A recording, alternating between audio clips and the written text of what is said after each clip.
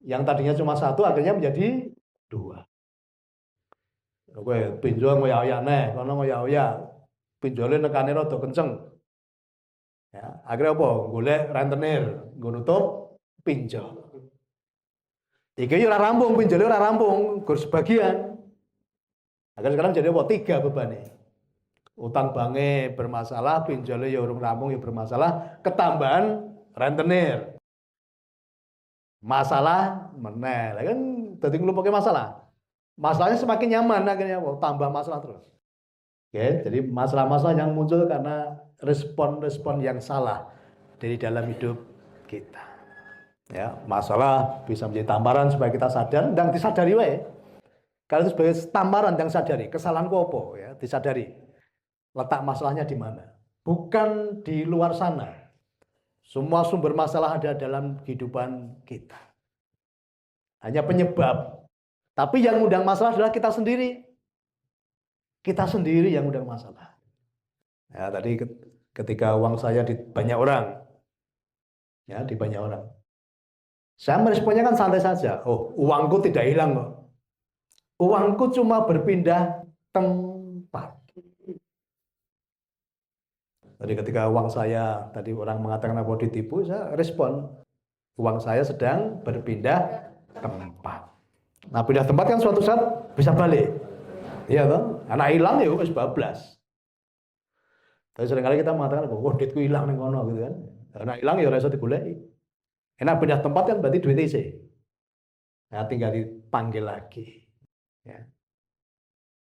Berlipat-lipat karena apa? Tak seluk. Ya. Segera kembali kepadaku dengan membawa teman-temannya.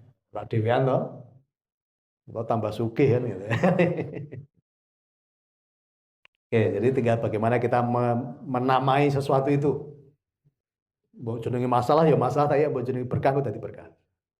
Jadi memang perlu latihan karena kita udah terbiasa selalu namanya bukan respon, tapi kita tuh terlalu biasa dengan sikap yang reaktif, bukan responsif tapi reaktif. Jadi reaktif itu begitu ada datang langsung kita bereaksi ya. Itu reaktif namanya. Nah, kita harus belajar namanya responsif. Kalau responsif itu ketika ada sesuatu yang datang, tenang dulu.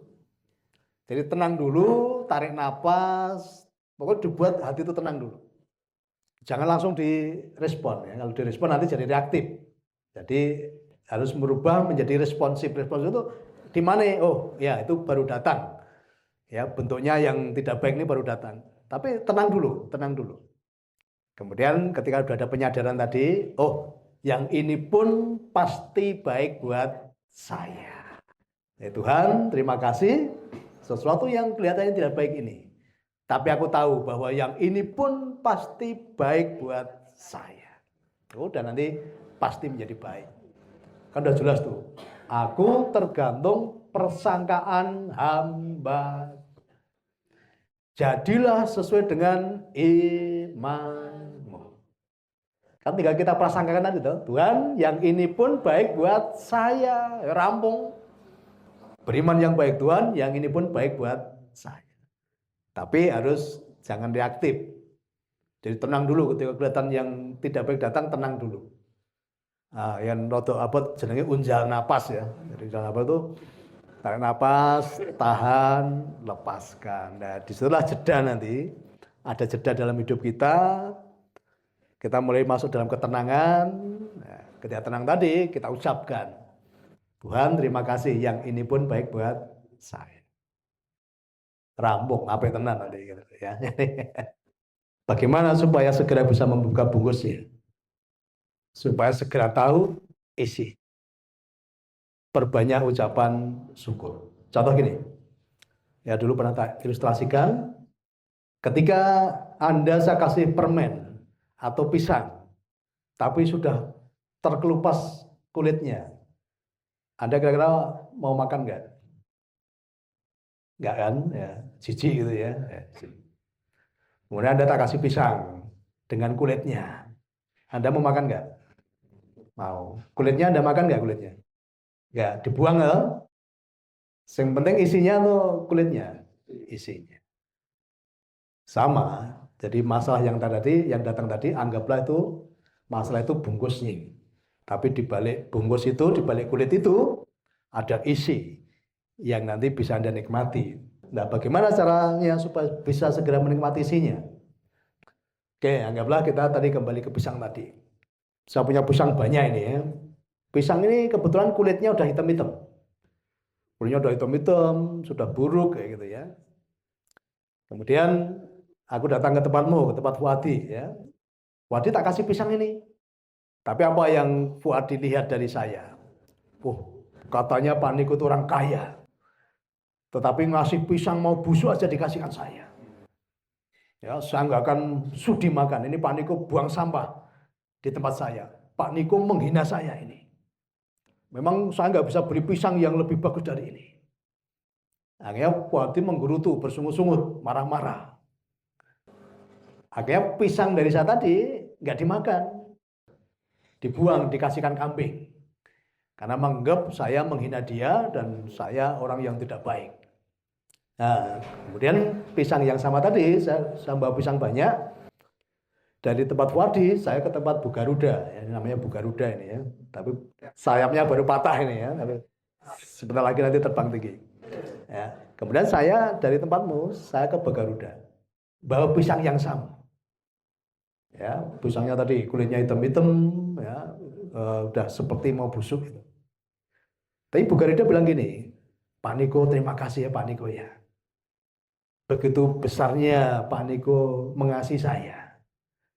Pak Niko punya pisang seperti ini, ingat saya. Ya, namanya sama Bu Garuda, kulitnya tadi dibuka dan pisangnya dimakan. Ternyata setelah kulitnya dibuka, pisang di dalamnya tuh mulus, enak, legit, dan Bu Garuda belum pernah makan pisang semanis itu. Suatu saat, tadi kamu terus cerita ke banyak orang toh, jangan deket-deket Niko. Dia orang kaya tapi pelit, suka menghina saya, menghina orang. Saya dikasih sampah, kamu udah cerita ke banyak orang tentang keburukan saya tadi. Nah, suatu saat, karena Anda berteman dengan Bu Garuda, ketemu Anda dengan Bu Garuda. Terus Anda sudah tata dengan Bu Garuda. Tahu nggak, Niko kemarin ke tempat saya dikasih sampah, pisang busuk. Saya nggak sudi makan. Akhirnya tak kasih kambing. Kemudian Bu Garuda bilang gini, kemarin itu pisangnya kulitnya hitam-hitam toh. Kemarin Pak Niko dari tempat kamu itu langsung ke tempat saya. Pisangnya sama, kulitnya hitam-hitam. Tapi ternyata begitu saya buka kulitnya, ya, pisangnya itu ternyata manis, legit, dan saya belum pernah makan pisang yang semanis itu. Nah, kira-kira kamu gelo nggak dalam hatimu? Gelo. Ya, nah? Kamu mah itu tenane Bu ya. Yang mau tanya ke kambing, kambingnya langsung jawab tuh. Nah, kan itu. Respon. Jadi ketika kamu responnya marah-marah, menggerutu, ya, menyalahkan si A si B, ya, semakin kamu tidak terima, semakin kamu merasa yang jadi korban, kamu nggak akan segera menikmati kenikmatan itu. Dulu yang datang apa? Yang datang akhirnya karena kamu sudah cerita ke banyak orang.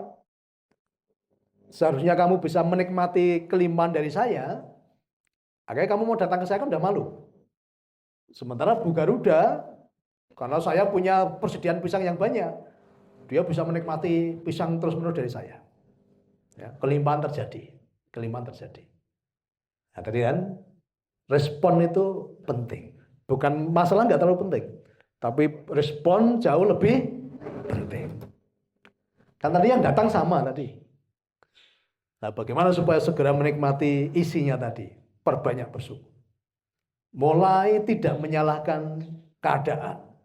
Mulai tidak menyalahkan perusahaan. Sekarang dibalik, Tuhan terima kasih. Atau perusahaan sebutkan pimpinanmu yang dulu pernah mengeluarkan kamu. Terima kasih Pak dengan kejadian itu. Tuhan sedang paksa aku untuk menjadi pengusaha. Semakin banyak bersyukur, semakin berpositif thinking, semakin ketemu jawaban. Semakin ketemu berkahnya nanti. Tapi kalau semakin mengeluh, semakin menyalahkan macam-macam, semakin jauh dari jalan. Gitu ya, respon jauh lebih penting daripada apa yang datang.